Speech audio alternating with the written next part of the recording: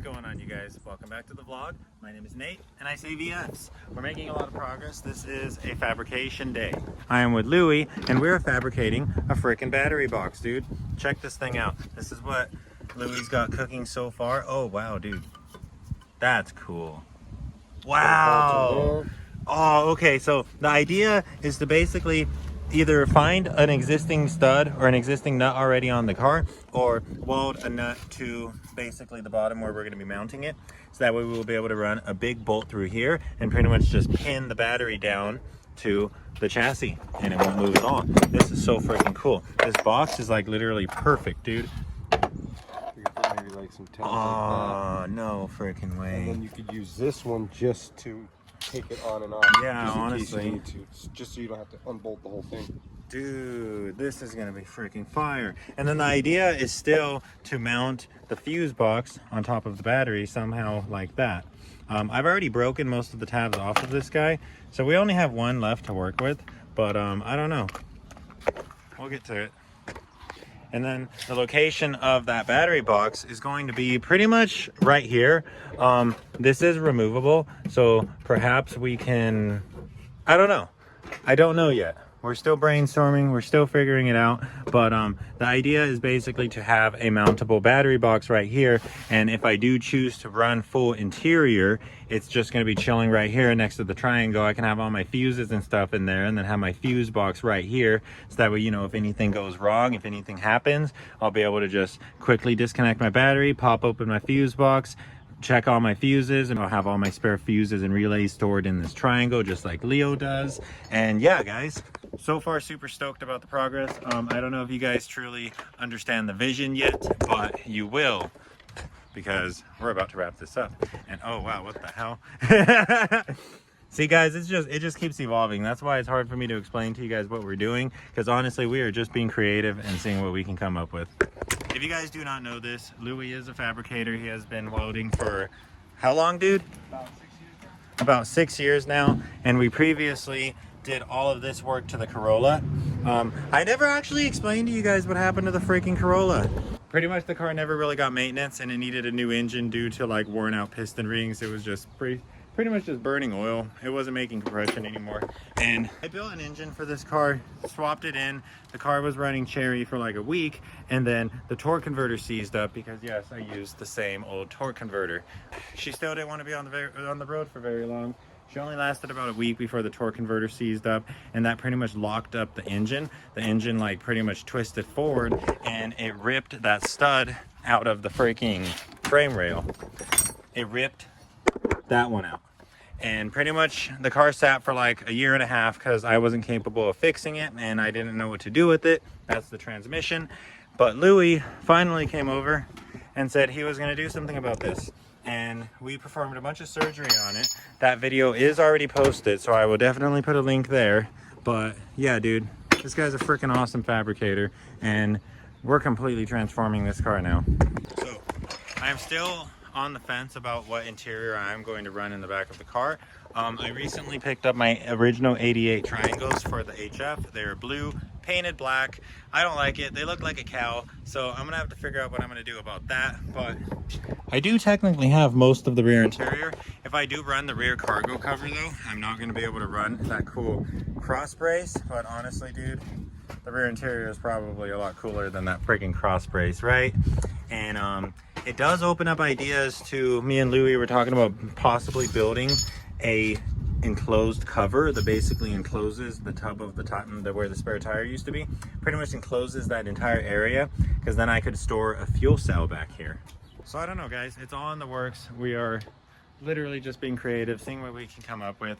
I am going to keep running the fuel tank for now, but this is all for when we go E85, which is going to be soon. I'm thinking about just completely revamping my entire fuel system because like the hard lines suck. But anyways, you guys, it looks like Leo, Jay, and Tay just got back. So let's see what kind of progress we make today. It's a fabrication day. Let's go.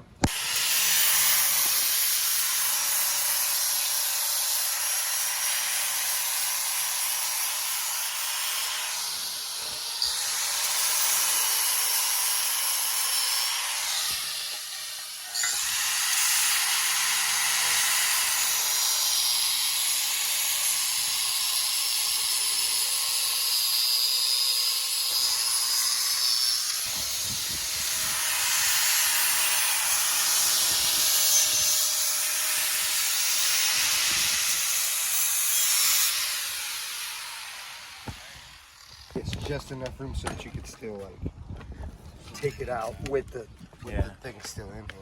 And then this. Oh, dude. Right, Sick ass. Needs to have enough space for wires and whatever. Yeah. Okay. Yeah, dude. That's awesome. And then the cap.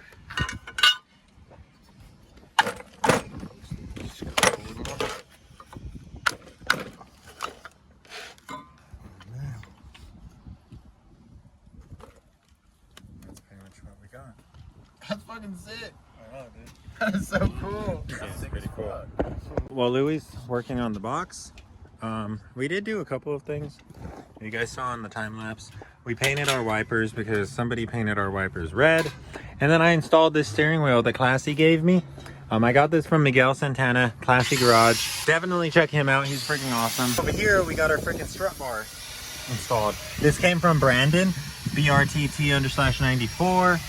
And then I also got another TPS sensor installed because we were throwing TPS codes on the drive home. So hopefully we don't do that anymore after this. I also solved a small radiator coolant leak in here. We're still leaking oil from this seal, so I need to do my cam and my valve seals. But yeah, progress is better than none. And then obviously, if you guys didn't notice, I washed the car and shined the tires. Just tidying up, getting things wrapped up, mocked up, and the battery box is further evolving. This is freaking cool, dude. 18s.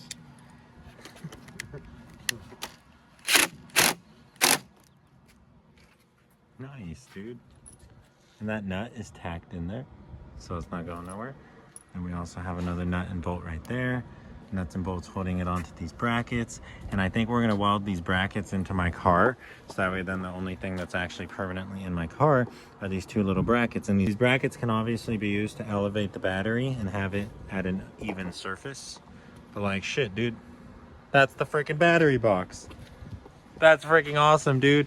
And this wasn't really planned out. We didn't really sketch anything out. We didn't really make any measurements. We kind of just started freestyling, throwing beads on, and eventually it evolved into this. Like, we already started off with the battery fitting freaking perfectly into this box. So like, there wasn't really much room to screw this up, and it came out freaking awesome, dude. This is so cool. Ready to install that. Yeah, let's go find a place for it. About the hot spots. Oh, that's dope, dude. There's a fucking welded nut in there. Thinking about a placement, it's pretty much like that. Let me go get my side interior. We're just gonna throw that in just to get an idea of where it goes. Let's throw that guy in. And that guy's pretty much gonna go like, I mean, it's already coming out, so it's already gonna go in a little bit. So as long as it clears that, we'll be completely safe. And that's it. Another piece sits right here that you don't have, but yeah, the cargo box. I probably won't be running a cargo box since I'm very lucky to own one, and that is for the CRX.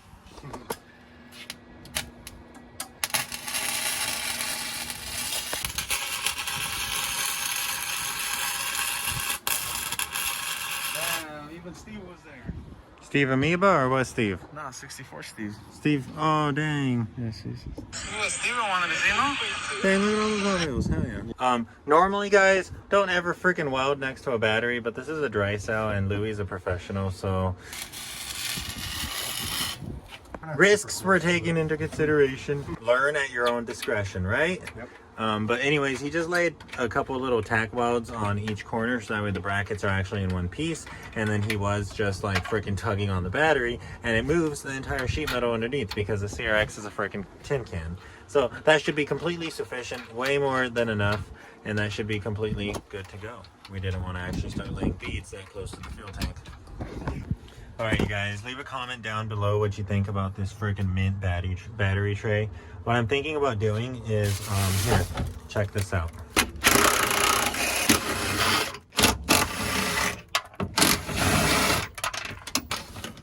So, with all those nuts removed,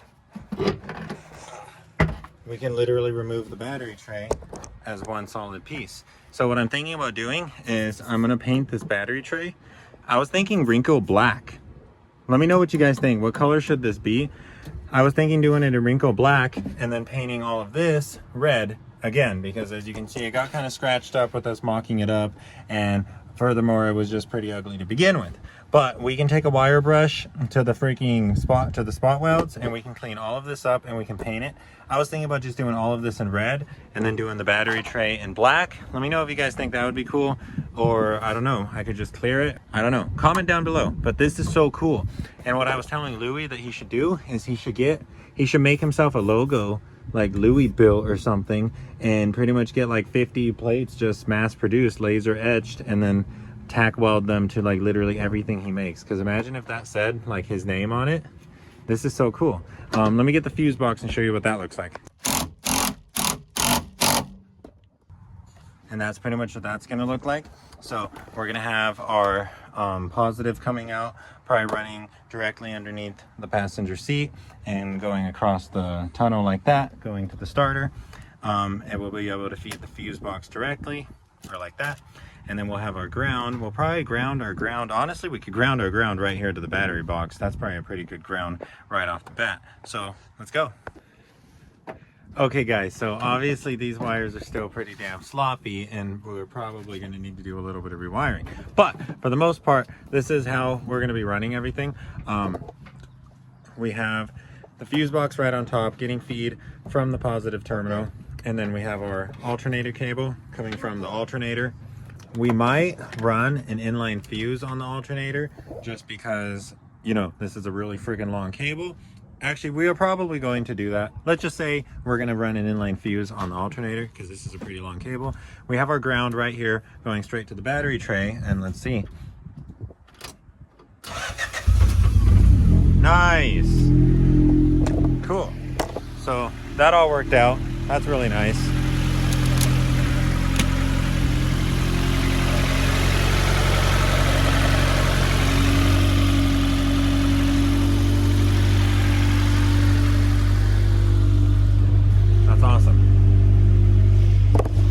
So the idea behind this is that, you know, we're over here driving, something goes wrong, right?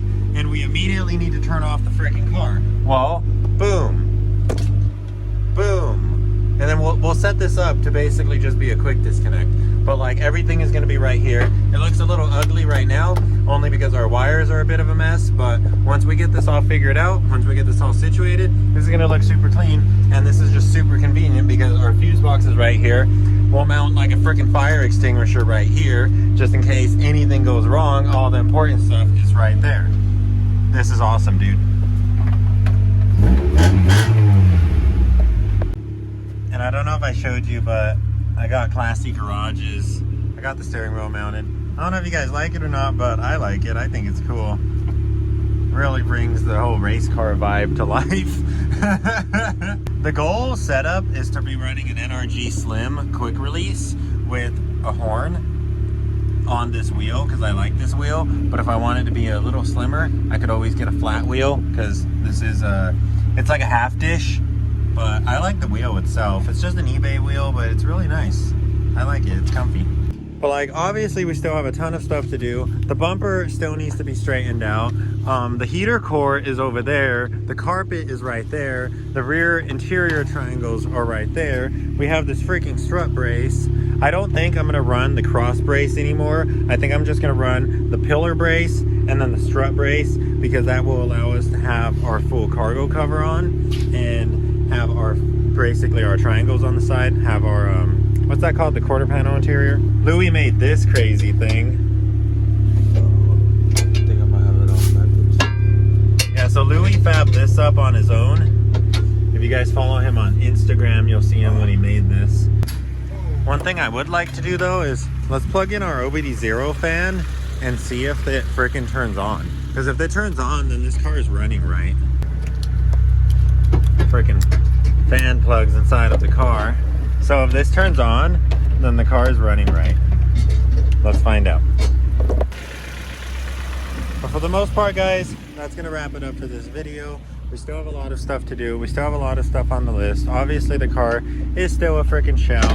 Louie's trying to get his crazy strut brace installed, but for the most part, I think we are going to run mild full interior.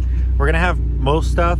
We're not going to have a storage divider, and we're not going to have a cargo box, but we are going to have our cargo cover, and we are going to have our quarter panel moldings, and we're also going to have the triangles that go over the seat pillars, and we're going to have that guy. We're going to have the sub box. We're going to have some freaking strut braces, as you can see. We're going to have carpet. We're going to have 2 seats. We're going to have a dash. We're going to have door panels. We're going to have a full freaking headliner. We're going to have the A-pillar moldings. It's gonna be cool. And this car is gonna look pretty damn good when we are done with it. I hope you guys already see the vision. I mean, I'm pretty sure you guys already see the vision coming to life. But again, like, huge shout out to Louie for making this freaking battery box. This thing is so crazy, dude. And he also helped Leo a lot. They got a lot of exhaust work done. I don't know, check out Leo's channel if you want to see that. But until then, thanks a lot, dude. Thanks so much. Yes, sir. Freaking, this guy's literally been down here for like 3 days, just kicking it all week and making shit with us. And it's like, wow, you couldn't really ask for more, dude. Like, we're making shit happen. Hell yeah, man. That's how it is. So, Friends that'll help. Let's do it. exactly what Louie said. So if you guys want to see us get Louie's dual overhead cam CC on the road, and if you guys want to see a freaking 3 red CRX photo shoot between the 3 of us, maybe even get Edwin out here. You guys only seen 3? Man, there's like 9 of us now. There's red CRXs everywhere. But until then, guys, like and subscribe. I will catch you all later. Maybe until then, save an EF yourself.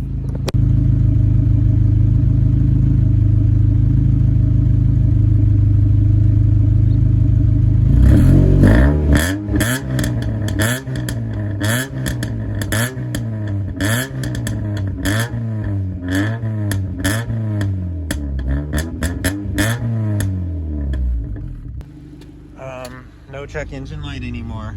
We changed the TPS sensor.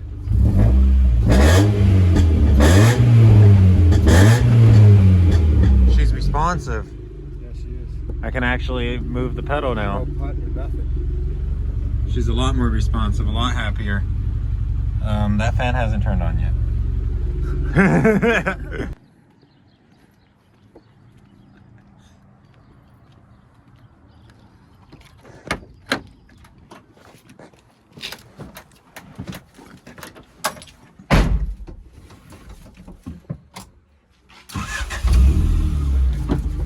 Oh, my door handle. Give me that.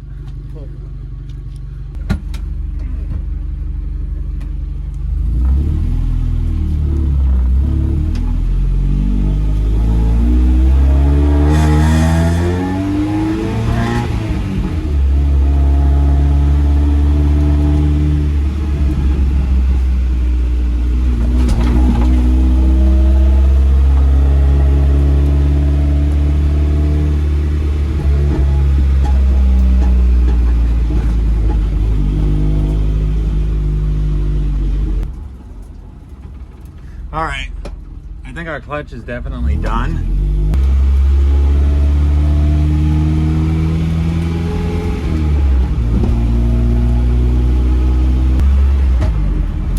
Ooh, you hear that?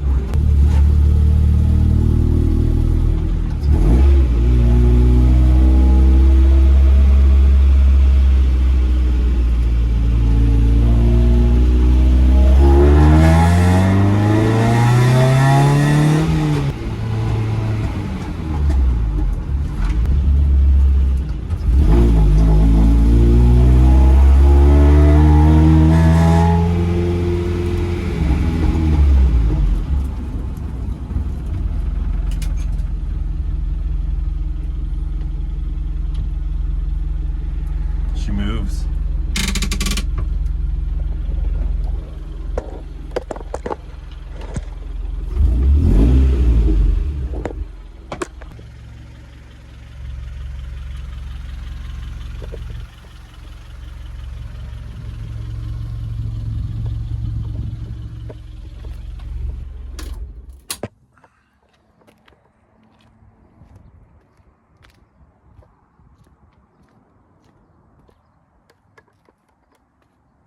I'll freaking catch you guys next time.